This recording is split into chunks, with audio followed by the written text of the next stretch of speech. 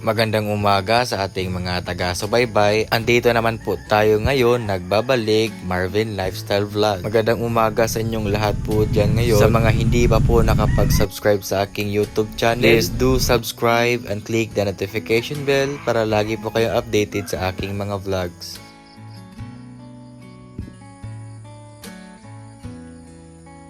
Ito pala yung kinuha ko guys, ito ay pagkain daw ng kambing. Bale, binigay po to ng aking kapatid nung andun po ako sa Mindanao. So ngayon, itanim ko po ito dun sa may gilid ng sapa. But before that, meron po akong ipakita po sa inyo. Bale, nagseedling lang naman ako ng apple guys. So ayan, tumubo po yung apple. Sana nga, tuloy-tuloy yung pagtubo ng apple. Para son, may sarili akong taning apple.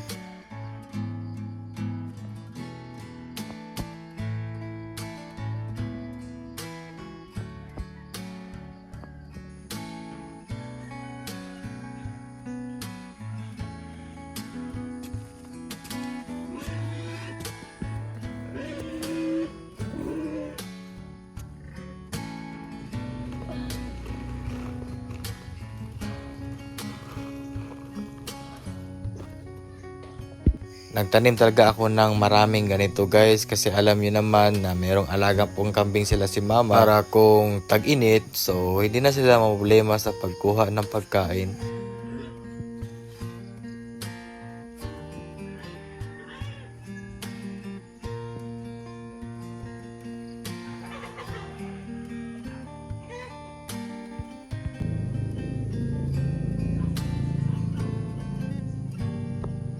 Ito nga yung unang itinanim, so medyo malaki-laki na po sila. Tapos nagtanim sila si mama dito ng saging na pula. Kaya meron po ako ipakita sa inyo guys, ito ay tinatawag sa amin na kwakdok.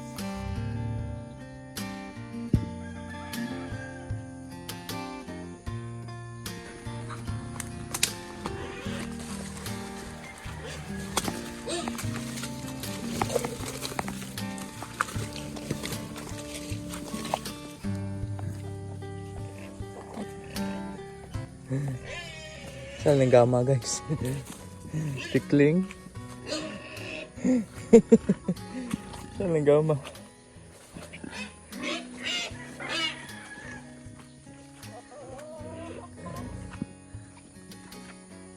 Sulod siya sa cage.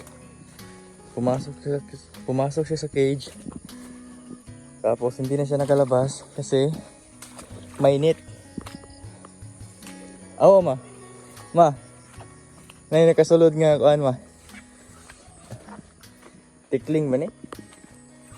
Ha? Nay nakasulod lang gamba. Ito susulod sa cage. Isa siya tikling. Wala pa nang gibuhi ni kuan dito yungit. Isa na sa kulungan na. Umuwi na siya. Umuwi na gibuhi yung ito sila ha? Sana siya guys. Tikling, biyon ko ni.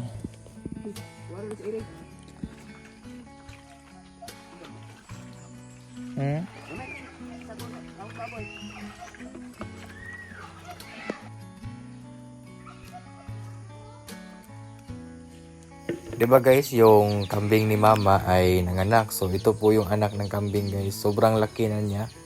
At saka napakalusog.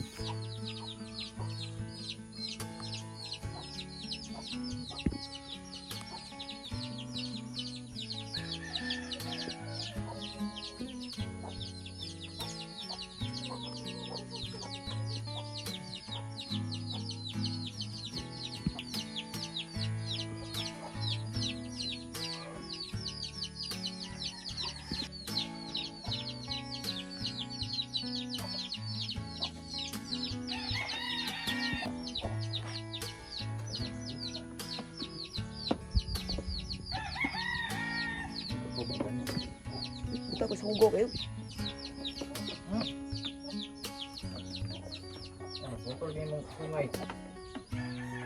Ayun ang sungay gunitig.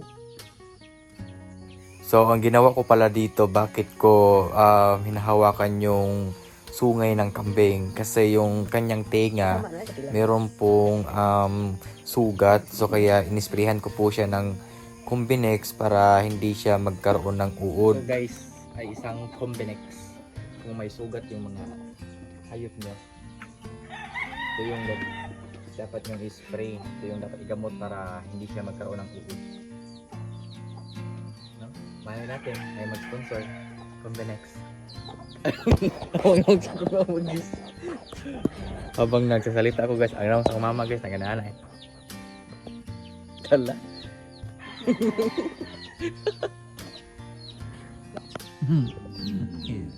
Say hey to my vlog. Ayun eh. Ano yung itsura me? Hindi kayo anak. Hindi kayo anak. Yan, hey to my vlog.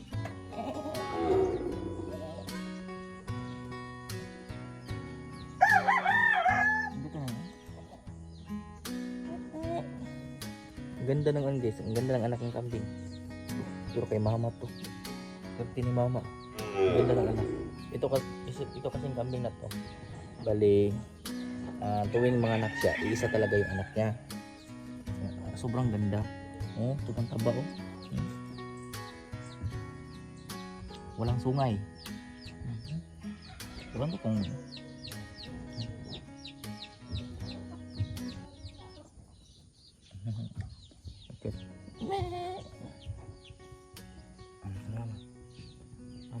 mama ni mo nga daot. Wala siyang kontra sa pag-inom ng gatas. Siya lang mag-isa kaya sobrang taba.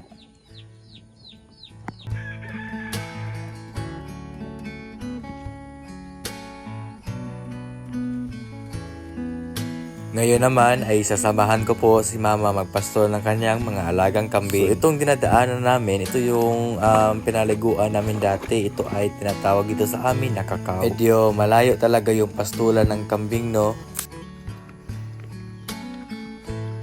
So yung kambing dito ay nalilito sila guys kung saan ba sila gustong pumunta. Kasi dalawa yung pastulan dito. Yung isa ay doon sa bundok. Yung isa namang pastulan ay doon sa patag lang.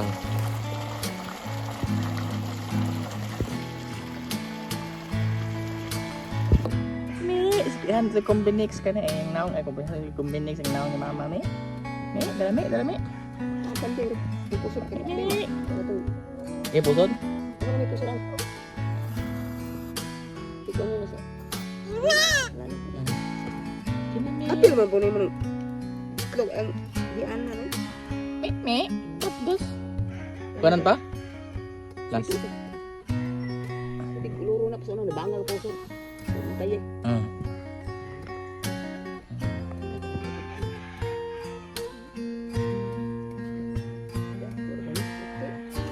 Pura kanding. So dito, lugasan na tiga. Sulod. Ngayon naman ay pupunta po ako sa kabilang barangay kasi bibili po ako ng saging. Mamaya guys, magawa po ako ng banana cake.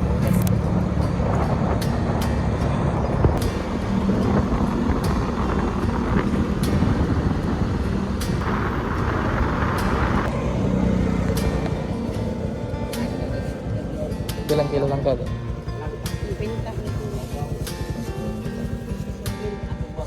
Alam nyo guys, madali lang po itong recipe na banana cake.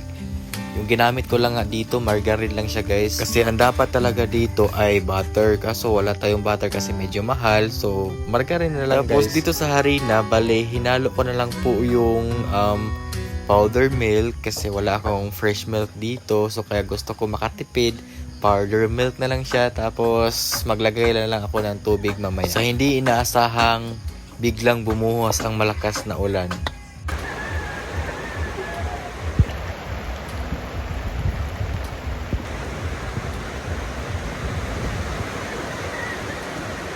Habang bumuhos ang malakas na ulan, ako naman dito ay pinagpatuloy ko po yung aking ginawa na banana cake. Kasi baka mamaya mawala yung kuryente kasi nang dahil sa sobrang lakas po talaga ng ulan.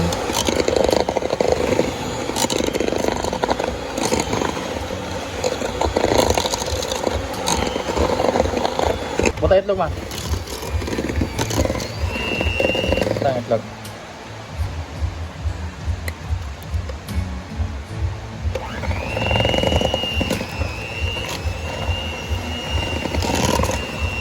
Pagkuhan ko 200 grams nga tubig ma.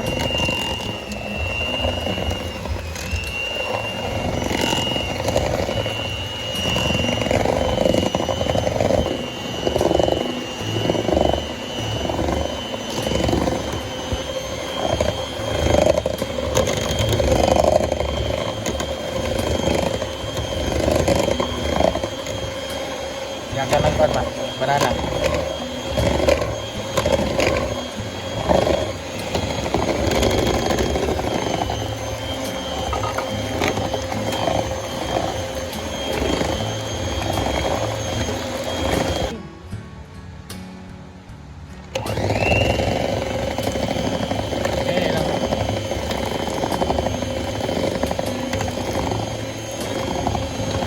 Dito pala, naglagay po ako dito ng raisins. Mas masarap sana guys kung ang ilagay ay chocolate chips. Pero ito ay pangtinda lang. So, syempre may costing ka din sa mga ginagawa mo guys na kung ano-ano. Halimbawa, ito sa akin, nagawa po ako ng banana cake. So, alam po natin na sobrang mamahal po ng mga ingredients kapag gagawa ka ng cake. So, ang ginawa ko dito, naghanap ako ng mga ingredients na mapamura ako guys. So kaya ang ginawa ko, kinokosting ko po yung aking mga nabili na mga ingredients. Then ayun, ako na lang yung naghanap ng paraan kung paano ko ba ito itinda na hindi ako malugi. Kumbaga, mabawi ko yung aking puhunan, which is yung binibili ko na mga ingredients.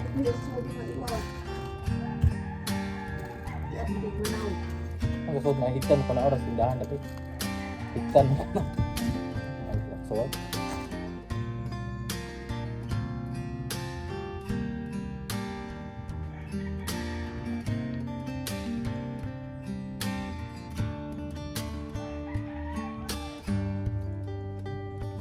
Kudog ko na.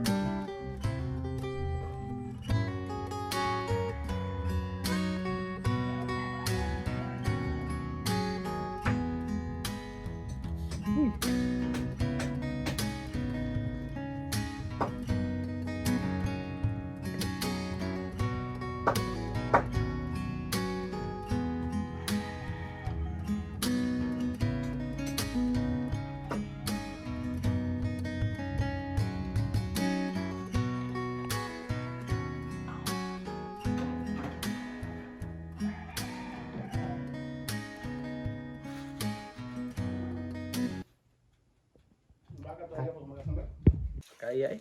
Saan natin itong promotion na eh?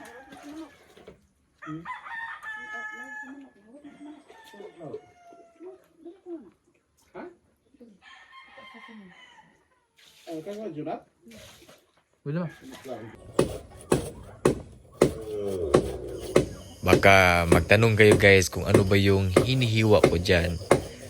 So, yung aking hiniwa po dyan ay yan po ay ubod ng saging. So saan ko ba yan gagamitin?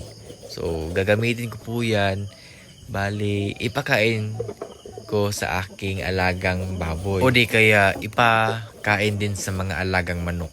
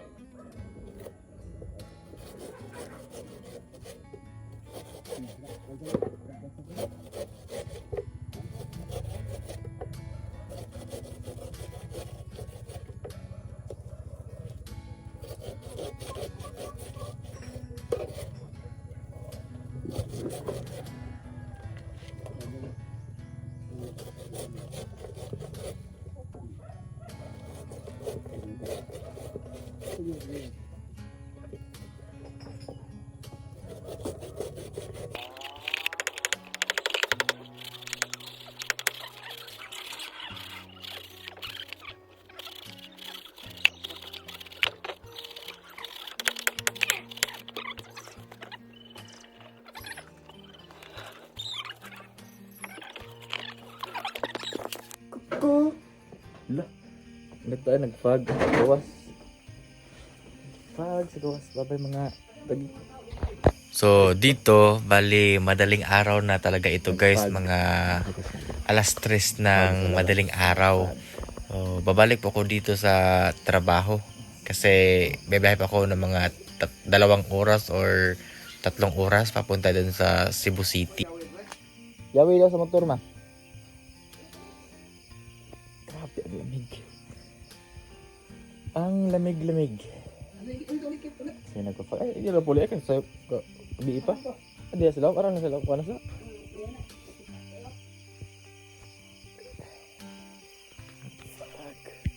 Umaambon. Tignan nyo guys, yung inopen ko po yung lights ng camera. Bali, para lang talaga siyang nag-snow.